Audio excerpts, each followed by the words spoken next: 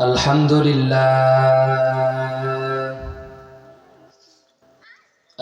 لله الذي جعل الشمس والقمر بحسبان والنجم والشجر يسجدان وفضل زمانا على زمان كما فضل مكانا على مكان وإنسانا على إنسان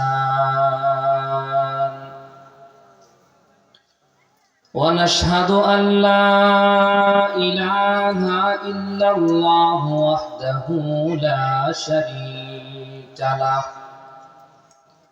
ونشهد أن سيدنا وسندنا وحبيبنا وحبيب طبيب قلوبنا ومولانا محمدا عبده ورسوله اللهم صل على محمد وعلى آل محمد كما صليت على إبراهيم وعلى آل إبراهيم إنك حميد مجيد اللهم بارك على محمد وعلى آل محمد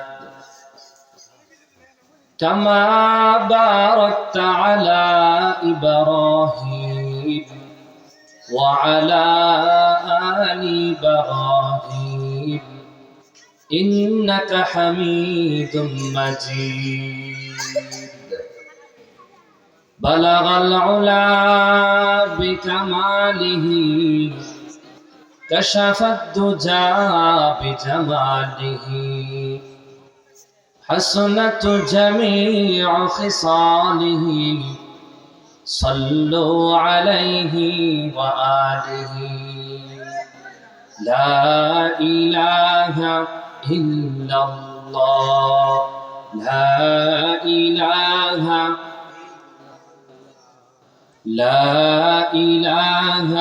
إلا الله لا إله إلا الله لا إله إلا الله لا إله إلا الله لا إله إلا الله لا إله إلا الله لا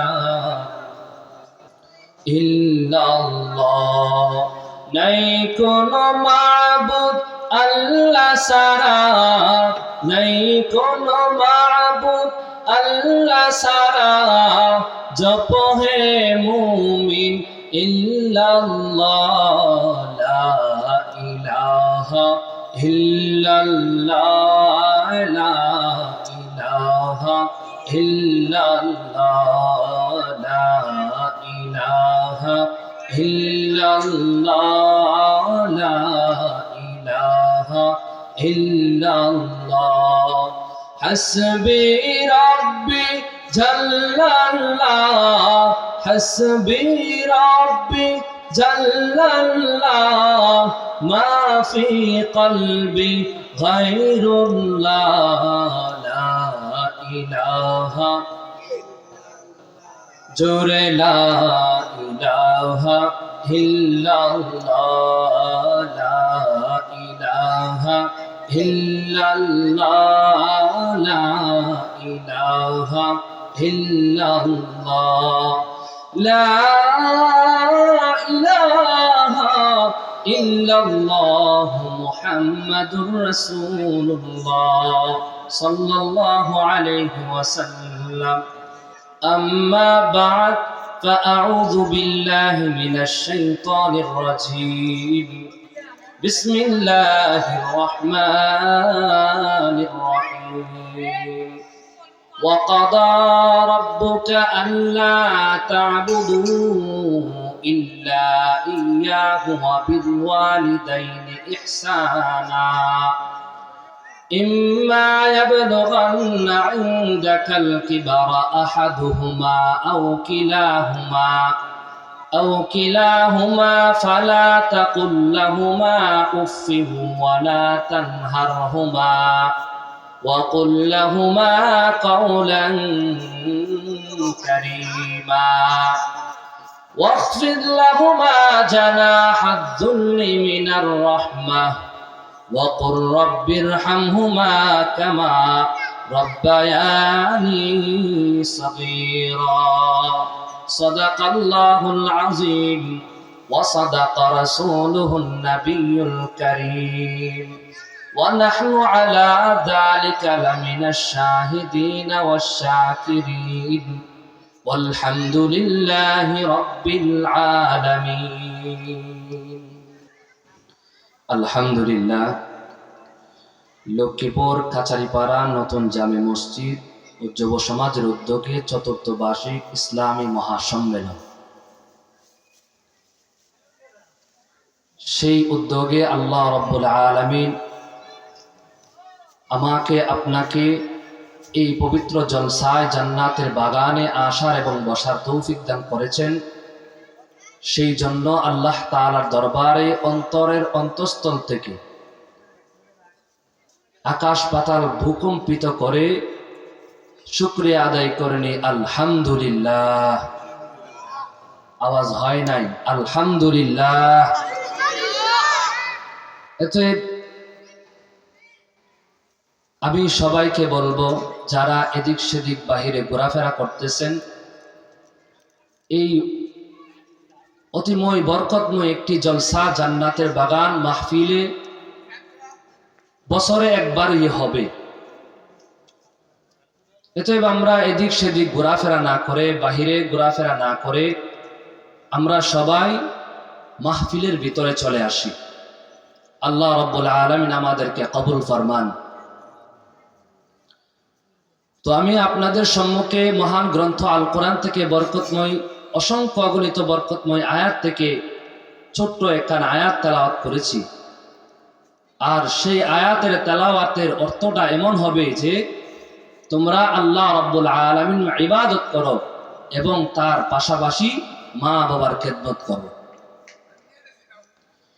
আল্লাহ রাব্বুল আলামিন কোরআনের মধ্যে বলেন, وَقَضَى رَبُّكَ أَلَّا تَعْبُدُوا إِلَّا إِيَّاهُ وَبِالْوَالِدَيْنِ إِحْسَانًا।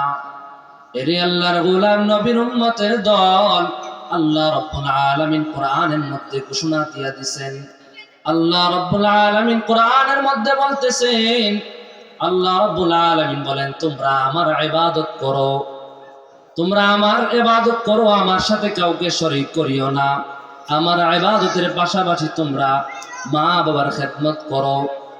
এরে আল্লাহর গোলাম নবীর উম্মতের দল, আজকে যদি এই মা বাবা দুনিয়ার মধ্যে না থাকতেন, আমি আপনি দুনিয়ার মধ্যে আসতাম না। আজকে যদি মা বাবা দুনিয়ার মধ্যে না থাকতেন, আমার আপনার দুনিয়ার মধ্যে জন্ম হইতো না।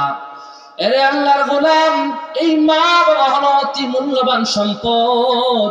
এই মা বাবাকে কদর করতে হবে, মা বাবার ইবাদত করতে, মা বাবার জন্য খেদমত করতে হবে, আল্লাহর ইবাদত করতে হবে। আল্লাহ রাব্বুল আলামিন বলেন, ওরে গোলাম, তোমার মার মাধ্যমে তুমি দুনিয়ার মধ্যে এসেছো, তোমার মার খেদমত করো, তোমার মার সাথে বেয়াদবি করিও না, তোমার বাবার সাথে ভালো ব্যবহার করো। কারণ পৃথিবীর মধ্যে তোমার মার মতো যত্নশীল নারী আর তোমার বাবার মতো দায়িত্ববান পুরুষ পৃথিবীর মধ্যে আর পাওয়া যাবে না, ঠিক কিনা? এই মা বাবা ছোট থেকে লালন পালন করতে করতে এত বড় করিয়াছেন, মাথার গাম পায়ে পালাইয়া আমাকে আপনাকে মানুষ করিয়াছেন, লেখাপড়া করাইয়াছেন, ইলম শিখাইয়াছেন, দুনিয়া চিনাইয়াছেন। এরে আল্লাহর গোলাম, এই মা বাবাকে কদর করতে হবে, মা বাবাকে খেদমত করতে হবে। আল্লাহ রাসূল সাল্লাল্লাহু আলাইহি ওয়াসাল্লাম বলেন, পৃথিবীর মধ্যে তোমার একমাত্র স্থান হলো মা বাবা। পৃথিবীর মধ্যে তোমার একমাত্র নির্ভর জায়গা হলো তোমার মা বাবা। এরে ভাই, মা বাবা এমন একটা জিনিস, যার মা নাই সে বোঝে, যার বাবা নাই সে বোঝে। আল্লাহ রাব্বুল আলামিন কোরআনের মধ্যে বলেন, وَقَضَى رَبُّكَ أَلَّا تَعْبُدُوا إِلَّا إِيَّاهُ وَبِالْوَالِدَيْنِ إِحْسَانًا। এরে আল্লাহর গোলাম, তুমি আমার ইবাদত করো, আমার উপর ঈমান আনো, আমার উপর বিশ্বাস স্থাপন করো, অতঃপর তোমার মা বাবার খেদমত করো, তোমার মা বাবার সাথে সৎ আচরণ করো, ভালো ব্যবহার করো। আল্লাহ রাসূল সাল্লাল্লাহু আলাইহি ওয়াসাল্লাম বলেন, আল্লাহ কোরআনের মধ্যে বলেছেন, ইম্মা ইয়াবলুগান্না ইনদাকাল কিবারা আহাদুহুমা আও কিলাহুমা ফালা তাকুল লাহুমা উফফিন ওয়ালা তানহারহুমা ওয়া কুল লাহুমা কাওলান কারীমা واخفض لهما جناح الذل من الرحمة وقل رب ارحمهما كما ربياني صغيرا। আল্লাহ রাব্বুল আলামিন কোরআনের মধ্যে দোয়া শিখাইয়া দিয়েছেন। রে আল্লাহর গোলাম, এই দোয়া করে করে মা বাবার জন্য দোয়া করতে হবে। এই মা বাবা ছোট থেকে লালন পালন করে তো বড় করেছে, খুবই যত্নে রেখেছে। শীতের রাত তুমি যখন ছোট ছিলা, তুমি বিছানার মধ্যে প্রস্রাব করে দিতা, কিন্তু তোমার মা এত রাত্রে, গভীর রাত্রে উঠিয়া তোমাকে প্রস্রাবের জায়গা থেকে তোমাকে উঠাইয়া মায়ের বগলের নিচে রাখতেন, হাতের মধ্যে রাখতেন, বুকের মধ্যে জড়াইয়া রাখতেন। সেই মাকে দুনিয়ার মধ্যে কষ্ট দিও না। এরে আল্লাহর গোলাম, নবীর উম্মতের দল, আল্লাহর নবীর এক সাহাবী, তার নাম হলো আলকামা। সেই সাহাবী অসুস্থ হয়ে গেলেন, মৃত্যু শয্যায়, মৃত্যুর সাথে লড়তেছে। এমন সময় তার জবান থেকে কালেমা বের হইতেছে না। তখন এমত অবস্থায় তার স্ত্রী রাসূল আকরাম সাল্লাল্লাহু আলাইহি ওয়াসাল্লামের দরবারে একজন লোককে পাঠাইলেন এবং বললেন, যাও রাসূলকে গিয়া বলো যে আলকামার জবান থেকে কালেমা বের হইতেছে না, আলকামা কালেমা পড়তেছে না, কালেমা পড়তে পারতেছে না। এই খবরটা রাসূলকে গিয়া সুন্দর করে জানায়া দাও। যখন ওই ব্যক্তি রাসূল সাল্লাল্লাহু আলাইহি ওয়াসাল্লামকে এই ঘটনা জানায়া দিলেন, তখন রাসূল আকরাম সাল্লাল্লাহু আলাইহি ওয়াসাল্লাম বললেন, হযরতে বেলাল রাদিয়াল্লাহু তাআলা আনহুকে এবং আরো দুইজন সাহাবী সাথে দিয়া পাঠাইলেন এবং বললেন, যাও আলকামা কি হইল, আলকামাকে কালেমার তালকিন দাও, আলকামাকে বলো কালেমা পাঠ করার জন্য।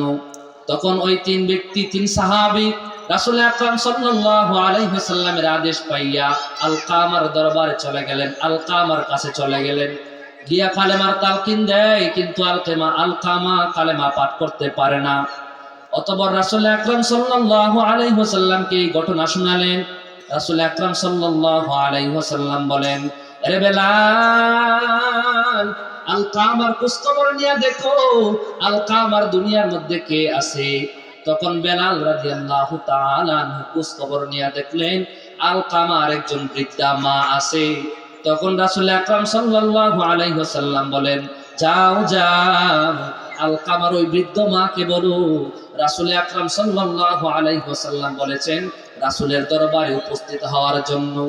তখন আলকামার মা বলেন, আমার জীবন রাসূলের জন্য কুরবান হয়ে যাক, আমি রাসূলের দরবারে উপস্থিত হব। এই সময় লাঠি বরবর করে বৃদ্ধ মহিলা, বৃদ্ধ মা রাসূল আকরাম সাল্লাল্লাহু আলাইহি ওয়াসাল্লামের দরবারে উপস্থিত হলেন। এই মুহূর্তে রাসূল আকরাম সাল্লাল্লাহু আলাইহি ওয়াসাল্লাম বলেন, আপনি হয়তো আলকামার মা। আলকামার এই অবস্থার কারণ কি? আলকামা কেমন লোক ছিলেন? তখন ওই বৃদ্ধ মহিলা বললেন, ইয়া রাসূলুল্লাহ সাল্লাল্লাহু আলাইহি ওয়াসাল্লাম, আলকামা এমন একজন লোক ছিলেন, 5 ওয়াক্ত নামাজ পড়তো, আল্লাহর জিকির করতো, দান সদকা করতো, বেশি বেশি পরিমাণে নফল ইবাদত করতো, বেশি বেশি পরিমাণে ইবাদত বندگی করতো, মানুষের সাথে খারাপ ব্যবহার করে নাই, মানুষের সাথে কখনো কটু কথা বলে নাই, কাউকে কখনো কষ্ট দেয় নাই। তখন রাসূল আকরাম সাল্লাল্লাহু আলাইহি ওয়াসাল্লাম বললেন, আলকামা এত ভালো লোক ছিল, কিন্তু তার মৃত্যু সজ্জায় তার জবান দিয়া কালেমা বের হইতেছে না কেন? তখন আলকামার মাকে রাসূল আকরাম সাল্লাল্লাহু আলাইহি ওয়াসাল্লাম জিজ্ঞাসা করলেন, ও আলকামার মা, তুমি সত্যি করে বলো তো, তুমি কি আলকামার প্রতি রাজি খুশি আছো, নাকি আলকামার প্রতি তুমি রাজি খুশি নয়? তখন রাসূল আকরাম সাল্লাল্লাহু আলাইহি ওয়াসাল্লাম এই কথা বলার সাথে সাথে আলকামার মা বলল, না না, আমি আলকামার প্রতি রাজি খুশি নই। রাসূল সাল্লাল্লাহু আলাইহি সাল্লাম এই কথা শুনে রাসূল আকরাম সাল্লাল্লাহু আলাইহি সাল্লাম বললেন, কেন তুমি আলকামার প্রতি রাজি খুশি নয়? তখন আলকামার মা উত্তর দেয়, ইয়া রাসূলুল্লাহ, আমার ছেলেকে আমি বিবাহ করাইছি, কিন্তু আমার ছেলে সুন্দরী বউ পাইয়া, সুন্দরী রমণী পাইয়া আমার ছেলে আমার চেয়ে বউকে দামি বানায় দিছে। আমি তাকে ছোট থেকে এত যত্ন করে লালন পালন করেছি, আমি তাকে 10 মাস 10 দিন গর্ভে ধারণ করেছি, এত কষ্ট করেছি। এরে আল্লাহর গোলাম, একজন মায়ের কষ্ট যদি তুমি যদি পাইতা, তাহলে দুনিয়ার মধ্যে তুমি চোখ উল্টাইয়া দিতা। তোমার সেই ক্ষমতা না একজন মায়ের কষ্ট তুমি ধারণ করার জন্য। আল্লাহর নবী সরকারে দু আলম নবী, মদিনার নবী আলকামার মাকে ডাক দিয়া বলে, ও আলকামার মা, আলকামা তো দুনিয়া থেকে চলে যাবে, আলকামার জবান দিয়া কালেমা বের হইতেছে না। ও আলকামার মা, তুমি আলকামাকে মাফ করিয়ে দাও। ওই আলকামার মা বলে, আমি আমার ছেলেকে মাফ করব না, কারণ আমার ছেলে আমার অন্তরে আঘাত দিয়েছে, অন্তরে ব্যথা দিয়েছে। তখন রাসূল আকরাম সাল্লাল্লাহু আলাইহি ওয়াসাল্লাম কিছু সাহাবাদেরকে আদেশ করলেন, যাও লাকড়ি কুড়ায় আনো, লাকড়ি জমা করিয়া লও। তখন আলকামার মা বললেন, ইয়া রাসূলুল্লাহ, লাকড়ির কি প্রয়োজন? তখন রাসূল আকরাম সাল্লাল্লাহু আলাইহি ওয়াসাল্লাম বলেন, ও আলকামার মা, তুমি আলকামাকে দুনিয়ার মধ্যে maaf করবে না, আমি আলকামাকে আগুনের মধ্যে পুড়িয়ে ফেলবো। তখন আলকামার মা বললেন, আমার সন্তান আমার সামনে আগুনে পড়বে, আমার সন্তানকে আগুনের মধ্যে পুড়িয়ে ফেলা হবে, এটা আমি বরদাস্ত করতে পারি না। রাসূল আকরাম সাল্লাল্লাহু আলাইহি ওয়াসাল্লাম বলেন, ও আলকামার মা, এই দুনিয়ার আগুন তো সামান্য আগুন, এই দুনিয়ার আগুন তো কিছুই নয়, কিন্তু আখিরাতের মধ্যে হাসরের ময়দানে জাহান্নামের মধ্যে যখন আগুনের মধ্যে পড়বে, তখন তুমি কি করবে? তখন আলকামার মা ডাক দেয়া কই, ও আল্লাহর রাসূল সাল্লাল্লাহু আলাইহি ওয়াসাল্লাম, আমি আমার আলকামাকে maaf করে দিলাম। সুবহানাল্লাহ। এক বাক্যে তার সন্তান তার সামনে আগুনের মধ্যে পড়বে, সেটা বরদাস্ত করতে পারে না, তার চক্ষু এটা সহ্য করতে পারবে না, সেই জন্য এক কথাই তাকে maaf করে দিলেন। সুবহানাল্লাহ। কেমন মা পাইলা রে ভাই, সারা জীবন তোমার সুখের জন্য কষ্ট করে গেল। কেমন বাবা পাইলা, সারা জীবন তোমার জন্য মাথার ঘাম পায়ে পালাইয়া গেল। ওরে নিষ্ঠুর সন্তান, আজকে তুমি সেই মা বাবাকে কষ্ট দাও, সেই মা বাবার কথা অবাধ্য হও। এরে আল্লাহর গোলাম, নবীর উম্মতের দল, তখন আলকামার মা যখন তাকে maaf করে দিলেন, বেলাল রাদিয়াল্লাহু তাআলা দূর দিলেন, আলকামার কাছে গেলেন, গিয়া দেখলেন আলকামা জবানের মধ্যে পড়তেছে, লা ইলাহা ইল্লাল্লাহু মুহাম্মাদুর রাসূলুল্লাহ সাল্লাল্লাহু আলাইহি ওয়াসাল্লাম। একবার মা বাবার সাথে বেয়াদবি করার আগে একটু চিন্তা করো, এরকম ঘটনা অহরহ এরকম ঘটনা আছে কি নাই? এরে আল্লাহর গোলাম, মা বাবার সাথে বেয়াদবি করবা, মা বাবার সাথে খারাপ আচরণ করবা, আল্লাহ তোমাকে আখিরাতে ওই দুনিয়ার মধ্যেই দেখায় দিবে।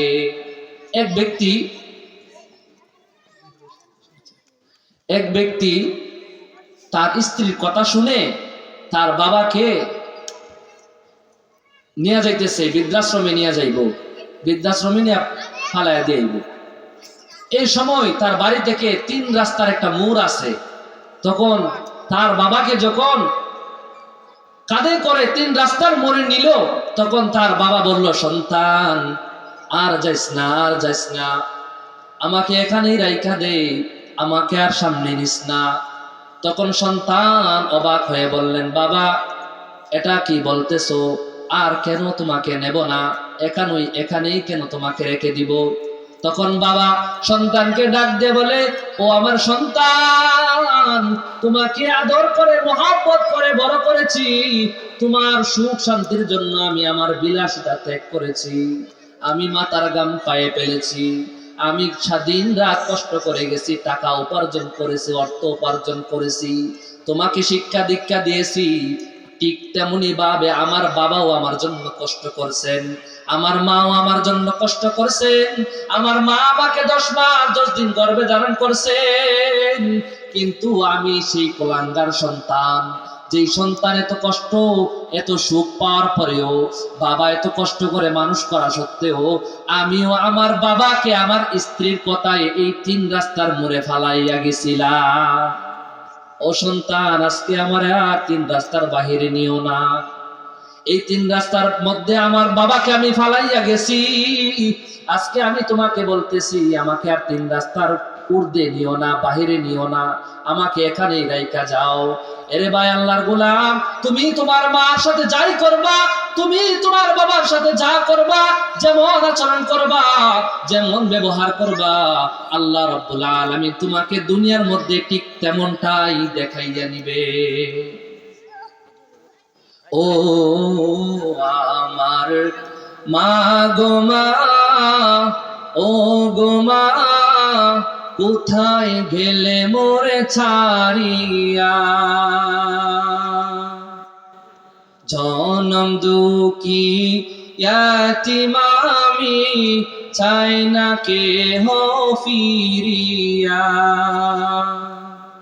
ও আমার মা গো মা, ও গো মা, কোথায় গেলে মোরে ছাড়িয়া? জনম দুঃখী ইয়াতীম আমি, চাই না কেহ ফিরিয়া। জীবনের মূল কষ্ট যখন প্রসব বেদনা, 7 আসমান 7 জমিন তখন মায়েরই মাথা। জীবনের মূল কষ্ট যখন প্রসব বেদনা, 7 আসমান 7 জমিন তখন মায়েরই মাতা। এমন মাকে কেমনে আজি, এমন মাকে কেমনে আজি ভুলিয়া যাই।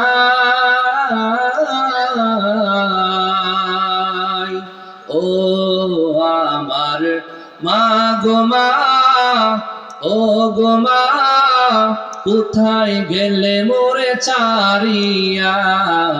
জনম দুঃখী ইয়াতীম আমি, চাই না কেহ ফিরিয়া। ও আমার মা গো মা, ও গো মা, কোথায় গেলে মোরে ছাড়িয়া? জনম দুঃখী ইয়াতীম আমি, চাই না কেহ ফিরিয়া। আমি যখন ছিলাম আমার মায়ের গোদরে,